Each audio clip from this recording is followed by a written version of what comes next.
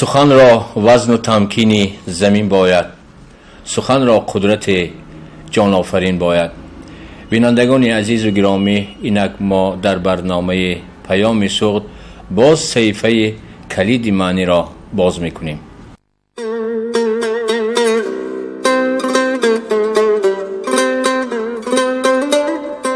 بینندگان عزیز و گرامی، همچنان که شما خوب آگاه هستید، ما در هر شماره صحیفه کلید معنی یک بیت را توضیح میدهیم و باعث خوشنودی زیاد است که از جانب شما بینندگان محترم نیست به ما بیت های زیاد میرسند با خواهش آن که ما به اون معنی اون بیت ها برویم. و در برنامه هفته گذشته ساکن شهر چکالف میرزا احمد جورزاد به ما از طریق تلفن خواهش کردند که به این بیت، به معنی این بیت روشنی اندازیم. به عبرت نظر کن که گردون چی کرد، به عبرت نظر کن که گردون چی کرد، فریدون کجا رفت و قارون چی کرد. و ما با این خواهش بیننده محترممان میرزا احمد جورزاد باز هم به کافدرای ادبیات کلاسیکی دانشگاه دولتی خوجند آمدیم و این لحظه نیز باز از استاد دکتر علمای فیلولوژی عبدالمنان نصرالدینов کمک میپرسیم. به استاد محترم، به گمان من قبل از آن که این بیت را یک تحلیل و توضیح بدهیم، به گمان من یک بار دیگر باید تماشابینان را خاطررسان کرد که فریدون کی بود و قارون کی بود. اصلا این بیتی که شما منظور کردید و این دوستی ما خواهش کردن که معنی گزارشات معنی پیچیده ندارد، واقعا هم مربوط است به دانستن همین نام ها. این دو نفر از شخصیت های اساطیری هستند. یکی فریدون، پادشاه پیشدادی که پادشاهی تمام روی زمین بود و وقتی که به پیران سری رسید، این کره ارض را به 3 نفر پسرش سلم و تور و ایرج و تقسیم کرد که این داستانش معلوم است. و دیگر قارون که در زمان حضرت موسی علیه السلام زندگی میکرد، یک شخصی دنیا پرست بود، ثروت‌های زیاد جمع آورده بود و با آن افتخار میکرد که با این مال و کالای خودش، اشیای خودش میتواند که در این دنیا سعادتمند شود. و از این نقطه نظر با موسی علیه السلام اختلافات داشت. نقل میکنند که قارون اینقدر خزینه داشته است که کلید خزینه او را چندین نفر برداشته میگشتند. باری به حضرت موسی علیه السلام تهمت کرد. موسی علیه السلام او را دعای بد کردند و قارون با همه گنجینه هایش به زیر زمین فرو رفته است و نقل میکنند که تا روز قیامت این فرو رفتن او به قعر زمین ادامه خواهد کرد. شاعر منظورش آن است که اینقدر به مال و ثروت دارایی این دنیا فریفته نشو. تو که یک آدمی عادی هستی و حالا که این گردش گردون با پادشاه فریدون چی کار کرد، با اینقدر آدمی ثروتمند که مثل قارون کسی اینقدر زر و گنجینه نداشت، اینا هیچ کاری کردن نتوانستن که انجام دهند اون را، یعنی ناچار بودن، ناعلاج بودن. منظور همین چیز است. استاد محترم تشکر. چون همکارمان میرزا ارگش اورونوف آگاه شدند که من اینجا برای ثبت برنامه نوبتی می آیم، بسیار از من خواهش کردند که استاد به معنی این بیت سیدا هم یک روشنی اندازند.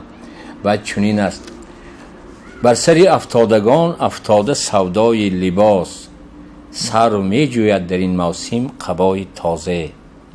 برای به این سوال جواب دادن، دوره روزگار سیدا و شعرهای دیگری او را اگر علاقمندان ما، بینندگان تلویزیونی ما بدانند، آگاهی داشته باشند، خیلی آسان است. سهولت می توانند که به معنی این بیت را بفهمند. بر سری افتادگان افتاده سودای لباس، سر و می جوید در این موسم قبای تازه. بله. سیدا در شعر دیگرش میگوید که فلک به قامت پیری خمیده میماند، جهان به دهه تاراج دیده میماند. یا در شعر دیگرش میگوید که ارباب جود را کفی گوهر فشان نماند، ارباب جود را کفی گوهر فشان نماند، دستی کشاده به محیط و بکان نماند. یا شاعر معاصر سیدا خلیل بخارایی گفته است که گر لگدکوبی حوادث شد هنرور عیب نیست، چون بود در شهر کوران زیر پا آینه ها. اینها همه یک معنی هایی که مشکلی زمان سیدا را افاده میکند. تشکر استاد. هر آینه سر این بیت می آییم. اینجا سیدای نصفی افتادگان گفته که ها را در نظر دارند و چرا به سر این افتاده ها سودای لباس افتاده است و همچنین اینجا کلمه سر را می آورند که من می دانم که مصرع دویم برای تقویت گفته های بالای آورده شده است، لیکن محض سر آورده شده است اینجا. خب منظور از افتادگان در مصرع اول مردمی بی‌بضاعت، مردمی عاجز ناتوان، آنهایی که از فقر دارند اما در این قدر گردش دنیا، این پیچیدگی های زندگی همه قدر است که حتی اینها هم دیگر در آرزوی هوس افتاده اند، در آرزوی هوس سودای.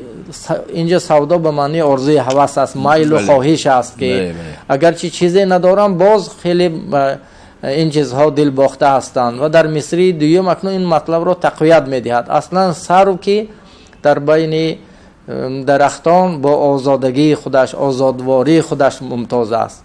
در یک از همه خیلی آوردن که از سرو سوال کردن که برای چی تو میوه نمی بیاری؟ و گفت که برای آن که آزادگان ته دست هستند.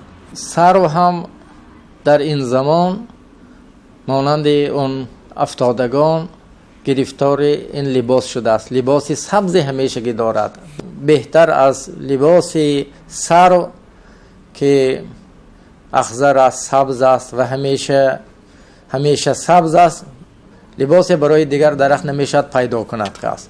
اما آزادگی سرو و آزادگی به تعلقی مردم بی‌بضاعت یک تناسب دارد. البته در مصرع یکم و دوم اصل مقصد اکنون آن است که یعنی اینقدر این مردم گرفتار ظاهر پرستی شدند، گرفتار خود آرایی شدند که حتی تاثیر آنها به سرو گذشت. سرو که با این قدر لباس زیبا و سبز خودش در عرضه آن شده است که وای هم یک بازم قبال تازه می‌جوید. بله استاد محترم، به اندیشه شخصی من بزرگی بزرگان گذشته امان در آن است که آنچه آنها در آن زمان گفتند، گفته های آنها را ما امروز هم می‌بینیم.